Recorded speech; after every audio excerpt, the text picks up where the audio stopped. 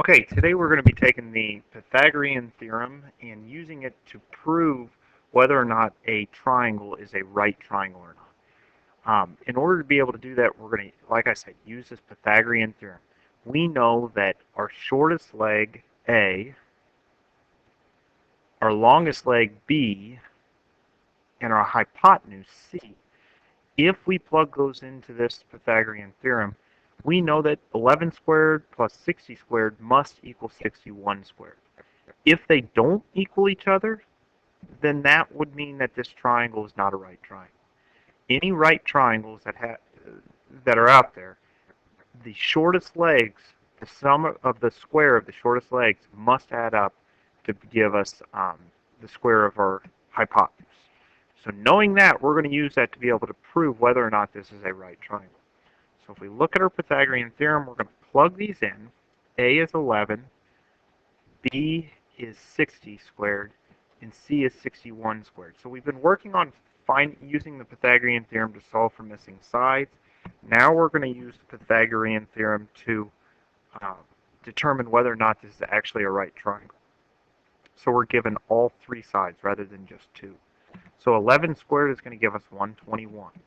And then we use 60 squared, and that's going to give us 3,600.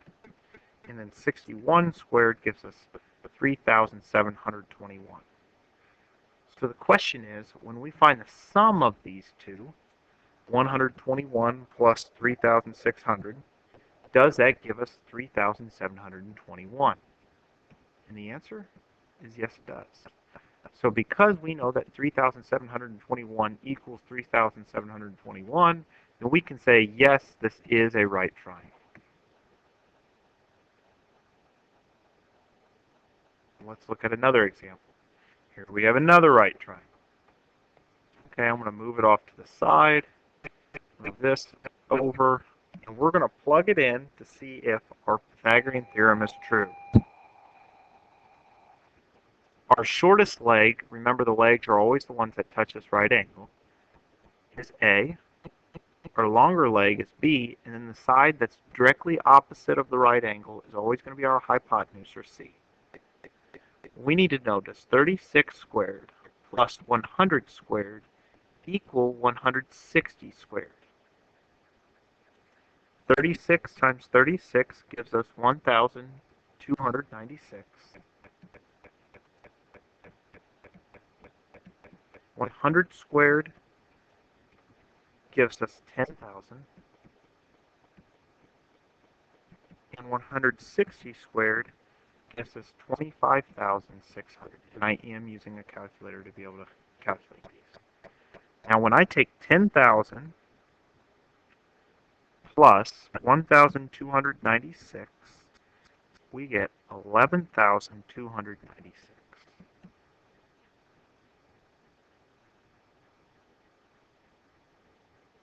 Okay? The question is, does that equal 25,600?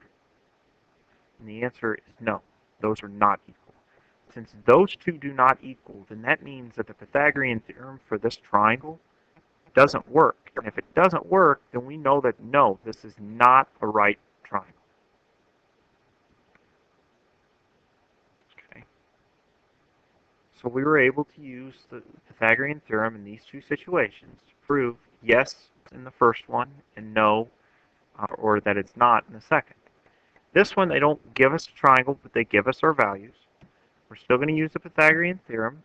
We're still going to plug it in, get 12 squared plus 35 squared equals 37 squared. And we're trying to figure out if this is true or not. 12 squared is 144.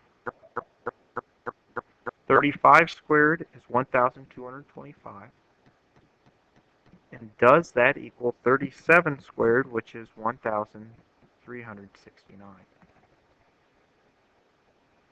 When we take 1,225 plus 144, we get 1,369, which means this equation is true, which means these are the dimensions of a right triangle. So yes, this is a right triangle.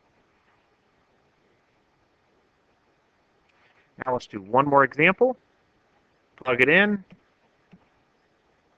27 squared plus 28 squared, does that equal 35 squared?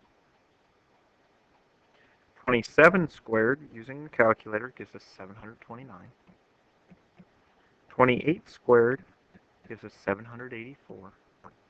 Does that equal 35 squared, which is 1,225?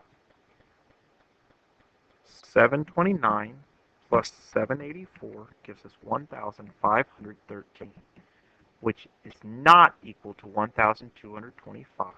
Since those are not equal, we know that this is not a right triangle.